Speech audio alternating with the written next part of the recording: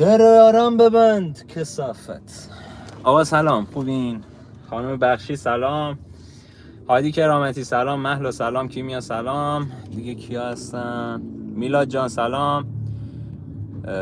آقا میلاد خیلی خوش اومدی بعدمون. آقا فرید انصاری سلام، چاکرم، درود به همتون دوستان عزیزم. بچه‌ها خب ما سریع بریم سراغ اصل مطلب چون خیلی گرمه، نمیتونم تو ماشین زیاد بشینم، واقعا گرمه. درم میبندم که سر و صدا زیاد نیاد، موزیکی چیزی نیاد، تا جایی که امکانش هست این فضا آکوستیک بمونه. اول دوتا بزنین رو صفحه لایک شه، 10 نفریم هنوز لایکی نخورده. و اینکه خب ما داستانو میخوام خلاصه و جنبندی و مختصرش رو بهتون بگم. داستان از این قرار شد که گشتاس به پسرش اسفندیار گفت آقا برو رستمو بگیر. اینم میاد رستمو بگیره که رستم ممانعت میکنه، میگه تو رو باید کف بسته ببرم. اینم میگه من نمیتونم اجازه بدم تو منو کف بسته ببری، اصلا مگه میشه؟ مگه تو منی که ایرانو 10 بار نجات دادم تو بخوای منو ببری؟ حالا یه توهین هایی به هم دیگه میکنن. من کامنتو نمیخونم، فقط معذرت میخوام. توهینای به هم دیگه میکنن، حالا تو لج و لجبازی و اینا دیس و دیسپک میدن به هم دیگه. اگه ندیدید ویدیوهای قبلی رو برید ببینید. بعد اینکه قبل اینکه شروع هم کنم بچه‌ها، ویدیو جدیدم آپلود کردم، درآمد یوتیوب اولین درآمد یوتیوب هم گرفتم، آپلود کردم. اگه دوست داشتید ببینید حتما لایک کنید، دمتونم گرم. لایک خیلی مهمه، حتما ببینید لایک کنید. و اینکه آره، و رستم و اسفندیار توی یک ملاقاتی همدیگه رو میبینن و اتمام حجت میکنن که آقا اون اسفندیار میگه من تو رو میگیرم، شکستت میدم، دستتو میبندم، میبرم پیش پادشاه، بعد وساطتون میکنم. از اون رستم هم میگه آقا من تو رو شکست میدم، میبرم توی قلعه خودم، ازت پذیرایی میکنم، بعد راید میکنم به سمت کاخ. حالا این دو نفر رفتن و دارن مشاوره میگیرن. آقای اسفندیار از پژیوند، یه جورایی داداشش که یک آدم مقدسی بوده، تو داستانهای هفتخان اسفندیار ما فهمیدیم جریانشو. از اون ور هم رستم با زال.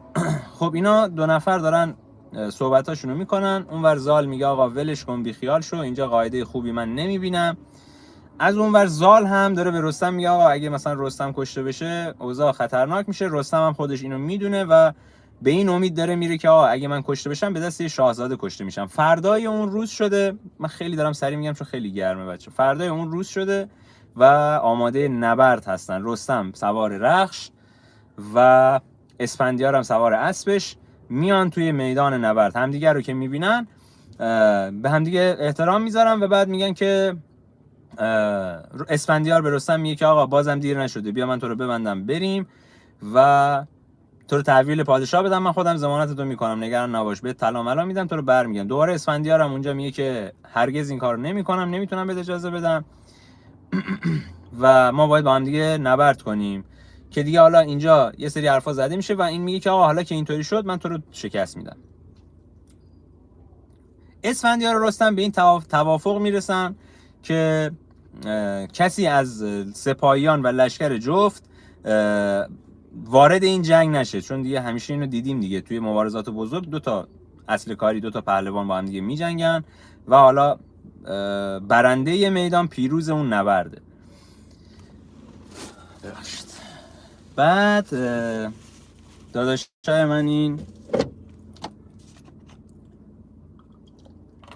توافق میکنن که آقا از سپاه من کسی نیاد، از سپاه تو هم کسی نیاد.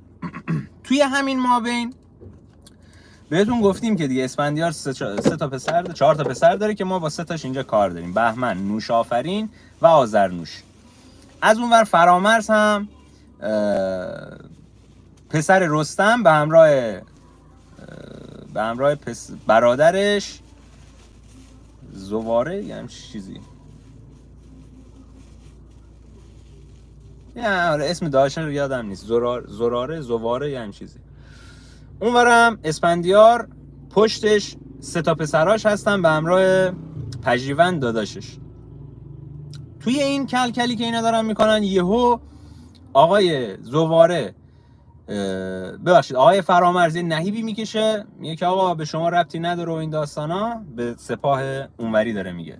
اونور نوشازر و آذرنوش هم دارن بد و بیرا میگن. اینا که دارن با هم دیگه نبرد میخوان استارت نبرد بزنن، قبل استارت نبرد نوش آذر از سمت سپاهیان اسفندیار، پسر اسفندیار حمله میکنه به سمت فرامرز و فرامرز با نوشاور درگیر میشه. ولی متاسفانه خب فرزند رستمه دیگه، ولی متاسفانه نوشاور توسط فرامرز کشته میشه توی این نبردی که بین این دوتا پسره هست. هنوز جنگ اصلی شروع نشده، این دو نفر حمله کردن به هم دیگه. نوشافر حالا نمیدونم چی نوشازر، حالا ما میگیم نوشافر یا نوشازر، کشته میشه. و فرامرز این صحنه رو که رقم میزنن، آذرنوش داداش دوم بهمن و نوشافرین اونم وارد عمل میشه و میخواد بیاد فرامرز رو بزنه، که فرامرز رو با حالا شمشیر اینا میخواد بزنه، فرامرز رو از اسب میندازه پایین. زواره داداش رستم یعنی عموی فرامرز این صحنه رو میبینه و هجوم میاره به سمت آذرنوش و آذرنوش رو هم میکشه. پس چی شد؟ دو تا از پسرای اسفندیار الکی مردن، یعنی سر یک کلکل اون اومد اینو بزنه، این کشتش، فرامرز کشتش. آذرنوش اومد فرامرز رو بزنه، زواره زد، آذرنوش رو کشت. یهو اسفندیار برمیگرده میگه که آقا مگه قرار نبود که کسی مداخله نکنه، چرا اینجوری شد؟ دو تا از پسرامو کشتین و فلان. خیلی خشمگینه. رستم میگه آقا من به قول شرف میدم، هم پسرم هم برادرم رو به تسلیم کنم، تو اینا رو بکش. قرارمون این بود، من نباید اجازه میدادم، اصلا نباید این اتفاق میفته. حالا که اتفاق افتاده من بهت این دو نفر رو میدم که تو اینا رو ترتیبشون رو بدی، بکش اینا رو. که اسفندیار انقدر عصبانی و خشمگینه داد میزنه، میگه که آقا من دو تا هلو از دست دادم، تو دو تا خیار چنبر میخوای بهم بدی. یه جورایی لفظش این بوده، میگه آقا من پادشاه از دست دادم، پادشاه زاده از دست دادم، تو دو تا رعیت به درد نخور میخوای به من بدی. جون اونا برام اصلا مهم نیست، الان که اینجوری شد من میخوام بکشم همه رو. این نبرد بینشون آغاز میشه و میافتن به جان هم دیگه. تو را که داره اسفندیار میاد با کمان چند تا تیر میزنه، این تیرها به بدن رستم و رخش اصابت میکنه. اینجا یه ذره رخش و رستم ضعیفتر هستن به خاطر کولت سن، یه ذره اوضاعشون تو نبرد سطحش پایین تره. اسفندیار با رستم درگیر میشن. اینا رستم هر چی شمشیر میزنه، هر چی پتک میزنه به اسفندیار هیچ اثری نداره. رستم خسته و ناراحت و نالان به سمت بالای کوه فرار میکنه. این نبرد خیلی طول میکشه، تا نزدیکای غروب طول میکشه و رستم فرار میکنه بالای کوه. اسفندیار میگه که آقا خجالت بکش، بیا پایین، تموم شه این داستان، بیا تسلیم شد بریم. از اونور زواره و فرامرز میخوان بیان، رستم جلوشون رو میگیره. این میگه آقا دیگه تموم شده همه چی، برگرد، بذار من تو رو دستگیر کنم بریم، تموم شه این ماجرا، نمیخوام تو رو بکشم و اینا. که رستم میگه آره حق با توه، این ماجرا تموم شده و من شکست خوردم، اجازه بده من برم زخم هامو مرهم بذارم، خودم فردا تسلیمت بکنم. اسفندیار و رستم بچه‌ها گفته بودیم که رستم ملقب به دستان یعنی فریبکار یا حالا زرنگ، اونور اسفندیار هم یه جورایی مثل رستم بوده، چون داستان‌هایی که گفتیم شبیه همدیگه بوده. اسفندیار هم این جریان رو میدونه که آقا این داره به من کلک میزنه. برمیگرده اسفندیار میگه که آقا من که میدونم تو داری الکی اینو میگی. خب به خاطر غرور و حالا اون تکبری که اسفندیار داشت و دید که چقدر راحت رستمو شکست داده، میگه آقا باشه من که مشکلی ندارم، برو فردا بیا تسلیم شو، من که میدونم تو الکی داری اینا رو میگی، ولی باشه برو. اینا از هم دیگه جدا میشن. اسفندیار برمیگرده، رستم هم برمیگرده. رستم که برمیگرده، زال وقتی رستم رو میبینه که داره میمیره خیلی پریشان و خیلی با ترس اون پر سیمرغی که بهش داده بود، سیمرغ یادون باشه زالو بزرگ کرده دیگه و چند تا پر بهش داده، گفته هر وقت دوچار مشکل شدی پر من آتیش بزن و من میام. خلاصه زال میگه که آقا من باید این کارو بکنم. رستم هم از زال میخواد، میگه که آقا من نمیتونم این شکست بدم، من هرچی شمشیر میزنم اینو هیچی فرو نمیره، خیلی بدنش مقاوم، اصلا مگه یه همچین بدنی داشته باشه یه نفر.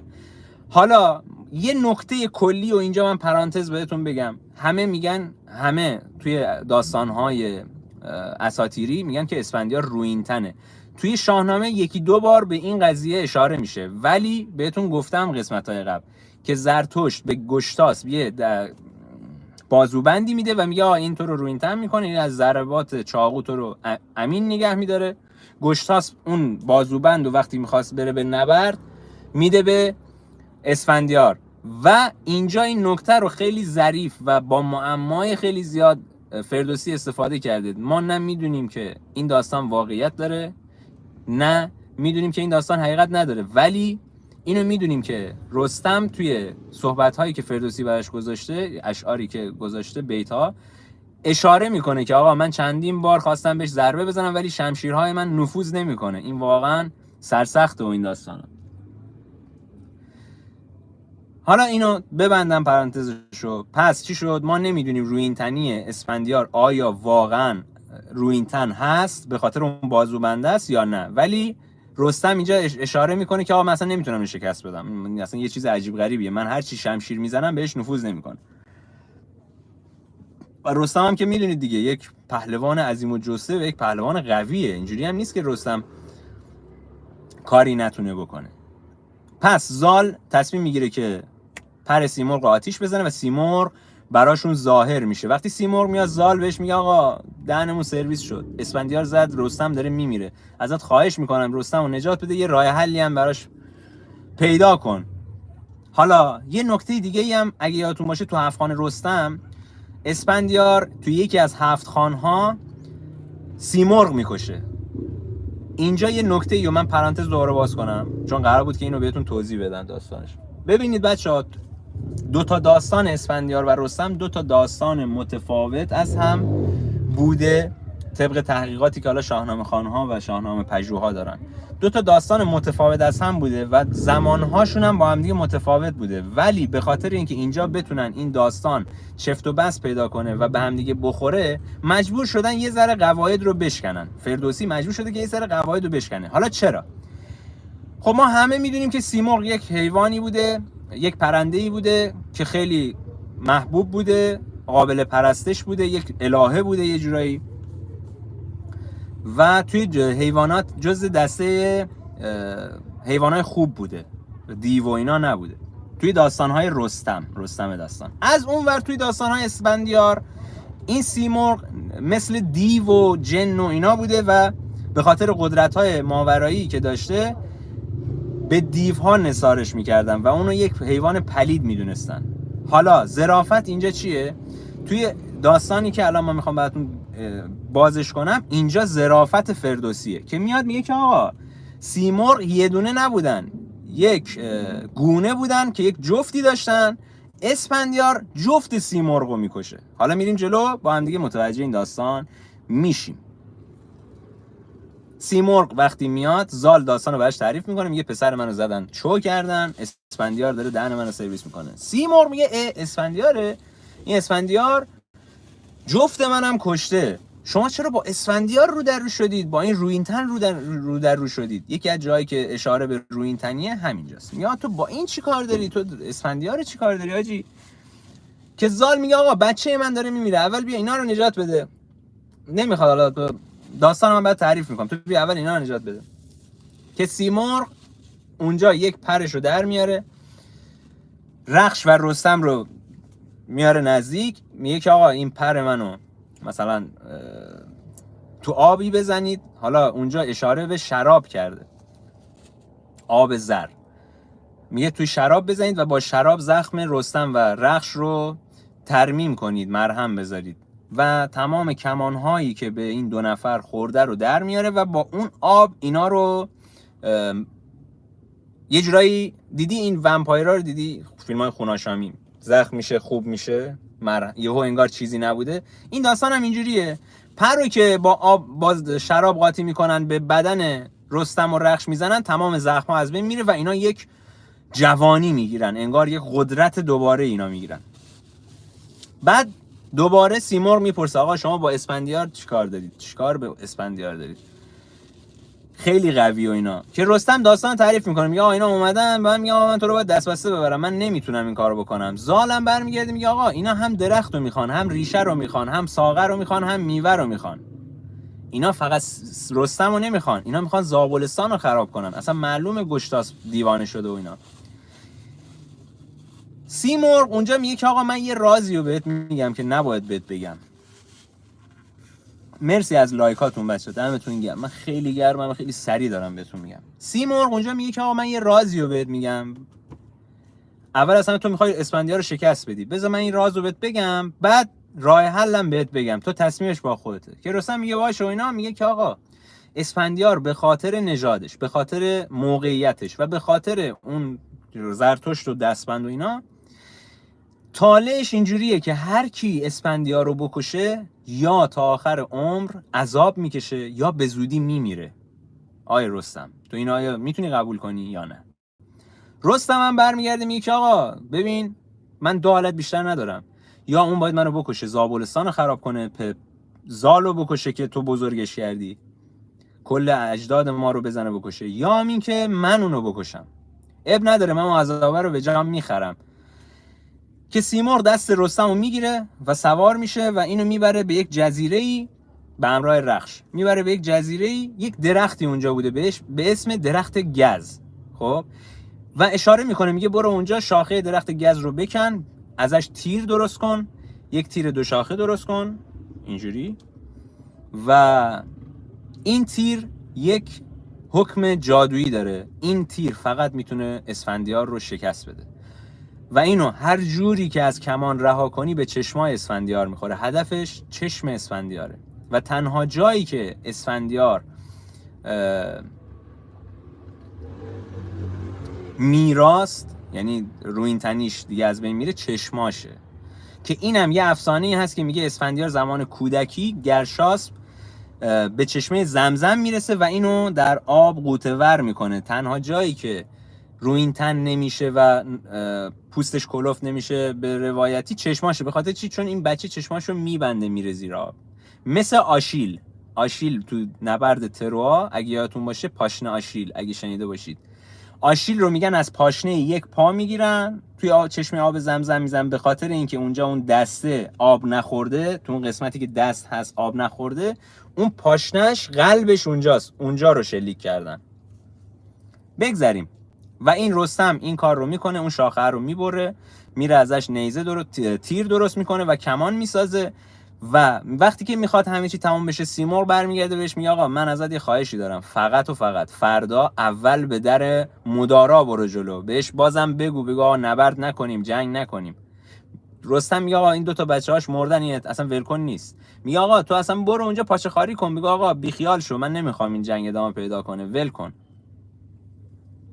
اگه دیدی مدارا نکرد بعد شلیک کن، بذار اون طلسم شاید رود نشینه، شاید به خاطر حمله خودش به مثلا چیز بشه. رستم هم قبول میکنه، زال میره، از اون ور اسفندیار داره با پژیوند صحبت میکنه، خیلی عصبانی و ناراحته، میگه دو تا فرزندم از دست دادم، خدا گشتاس برو بگم چیکار کنه و این داستانا، من میدونم پدر من داره این کارو از عمد میکنه که من نسلم منقرض بشه. پژیوندم خیلی ناراحت و عصبانی. فردای اون روز میشه رستم میخواد به میدان نبرد بره و رستم هم آماده است به همراه تیر و کمان، سر حال، انگار نه انگار خطی بهش وارد شده به خاطر پر سیمرغ که با آب زر ترمیم شده. خیلی گرماجی. اصلا انگار نه انگار وقتی اسفندیار رستم رو میبینه کپ میکنه، میگه بابا من دیروز تو رو لطه پار کردم، تو هر جوری هم بخوای حساب کنی این دیگه جادوی زاله دیگه، شما رفتی از جادو استفاده کردی، این نامردیه، بعد به من میگی تو از جادو استفاده میکنی و فلان، رو این تنی و این داستانا، شما از جادو استفاده کردید دیگه. رستم میگه آقا این کارا رو ول کن، بیا با هم دیگه اوکیش، بیا دست از دامان یوسف بازکش، ول کن آقا، ول کن، بیا من دست بسته نمیام، من باید میام ولی دست بسته نمیام، نمیتونم این خفت رو قبول کنم، یا همین که بیخیال شو برو، من این دوتایی هم که داشتو کشتن رو به تحویل بدم، هر کاری میخوای باشون بکن، میدونم کارشون اشتباه بوده. اسفندیار نعره میزنه و میگه نه تو دروغ گفتی، تو رفتی از جادو و جنبل استفاده کردی، تو هم مثل زال لاشخوری. شروع میکنه به بد و بیرا به سمت رستم حمله میکنه. به سمت رستم که حمله میکنه، رستم دیگه چاره ای نداره دیگه، میدونه چون اون بیاد منو میکشه، که کمان رو در میاره و تیر دو شاخ رو میکشه و تیر به چشمای اسفندیار میخوره. پس اسفندیار اینجا از طریق تیر که همون درخت گز بوده، تیر گز بوده، چشماش کور میشه. نقطه ضعف اسفندیار پس چشماش بوده. رستم که این صحنه رو میبینه خیلی ناراحته. اسفندیار وقتی تیر به چشماش میخوره بازم زنده است، تیر رو از چشماش میکنه و برمیگرده میگه که آقا اینا نامردی کردید، شما آدمایی بودید که رفتید جادو جنبل استفاده کردید، این حق من نبود، فلان من نبود، این داستانا. رستم برمیگرده آره آقا من رفتم از جادو، از سیمرغ کمک گرفتم، ولی تو هم نامیرایی، تو هم پس کم از جادو استفاده نکردی به خاطر نامیراییت. رستم هم خیلی ناراحته، میگه آقا منو ببخش، من قاتلت نیستم. اسفندیار افتاده رو زمین، از راه دور اینا دارن با هم داد و بیداد میکنن. اسفندیار برمیگرده میگه که آقا نه، قاتل من تو نیستی، قاتل من گرشاسپ پدر منه، و اگه اصلا نیازی نبود من بخوام بیام اینجا تو رو دست بسته ببرم. به رستم میگه که آقا فقط خواهش میکنم بیا جلو، حالا که اینجوری شد بیا جلو. اسفندیار میگفت که آقا خداوند کسی که منو بکشه مورد لعن و نفرین میکنه، که رستم هم میگه آقا میدونم، همین داستانا رو میدونم. اسفندیار میگه حالا بیا در گوشت میخوام یه وصیتی بکنم این داستانا، نترس. میاره اینجا و میگه که چیه این داستانا؟ میگه آقا یه چیزی میخوام ازت، این که پسر من رو، بهمن رو، تک پسر من رو پیش خودت نگه داری، نذاری پیش گشتاسپ بزرگ شه. چرا؟ چون گشتاسپ، حالا گشتاسپ و گشتاسپ فرق نمیکنه، چون گشتاسپ بود که باعث شد من بمیرم. قاتل اصلی من پدرمه، من پیش قاتلم نمیخوام پسرم بزرگ شه. قاتل واقعی من پدر منه و تو اینو باید بزرگ کنی، به خاطر منم شده این کارو بکن. بچه همینجا 20 دقیقه شده، من ازتون عذرخواهی میکنم. پس ما تا اینجا دیدیم که اسفندیار کشته شد به دست رستم و وصیتش این بوده که بهمن پسر بزرگش رو رستم بزرگ کنه و مثل خودش یک پهلوان نامی بار بیاره. دمتون گرم، مخلصتونم. من یه نیم ساعت دیگه میام با لایو خودمونی، اونجا بیشتر با هم دیگه صحبت میکنیم. خیلی گرمه بچه‌ها، من خیلی دوست داشتم این داستان تموم کنم ولی به شدت گرمه، شما به من حق بدید. دمتون گرم. اگه لایوهای قبلی رو شاهنامه رو ندیدید ببینید، من خیلی دوست دارم که این شاهنامه رو همتون یه مروری توی ذهنتون کرده باشید، همین. و اینکه ویدیومو گذاشتم درآمدم از یوتیوب، حالا بهتون قول داده بودم این ویدیو رو گذاشتم، خالصانه و صادقانه هم گفتم همه چیو. خیلی مخلصیم. یه نیم ساعت دیگه برمیگردم. دوستتون دارم، نوکرتونم.